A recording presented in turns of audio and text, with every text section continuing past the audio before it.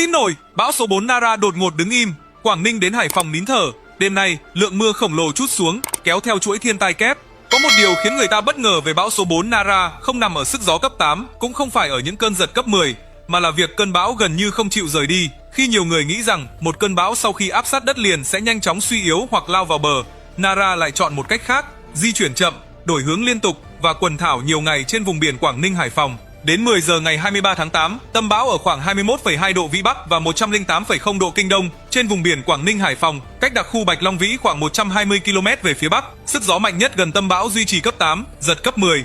Điều đáng nói là trong 3 giờ tiếp theo, bão gần như đứng yên hoặc chỉ di chuyển chậm theo hướng Nam Tây Nam với tốc độ khoảng 5 km/h.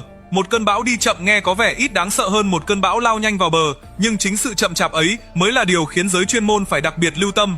Bởi bão càng ở lâu trên biển, hoàn lưu của nó càng có thời gian tác động lên khu vực xung quanh, và Nara đã bắt đầu cho thấy điều đó. Tại đặc khu Bạch Long Vĩ, gió đã mạnh cấp 8, giật cấp 9. Ở đặc khu Cô Tô, gió mạnh cấp 6, giật cấp 9. Móng Cái ghi nhận gió mạnh cấp 7, giật cấp 9, trong khi Uông Bí có gió mạnh cấp 7 và Phù Liễn có gió mạnh cấp 6, giật cấp 7. Những con số ấy khiến một câu hỏi xuất hiện: nếu tâm bão còn chưa tiến sâu vào đất liền, vì sao nhiều nơi đã cảm nhận rõ sức mạnh của nó? Câu trả lời nằm ở một đặc điểm nguy hiểm khác.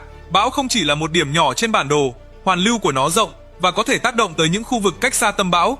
Đặc biệt, Nara lại đang hoạt động trong một môi trường khiến đường đi của nó trở nên khó đoán. Cơn bão nằm trên giải hội tụ nhiệt đới, với trục đi qua Bắc Bộ và vùng biển phía Bắc Vịnh Bắc Bộ, trong khi các yếu tố dẫn đường trên cao và độ đứt gió theo chiều thẳng đứng không đủ mạnh để đẩy nó đi theo một hướng rõ ràng. Kết quả là Nara giống như một kẻ lang thang trên biển, lúc đi về phía Nam Tây Nam, lúc đổi sang Đông Đông Nam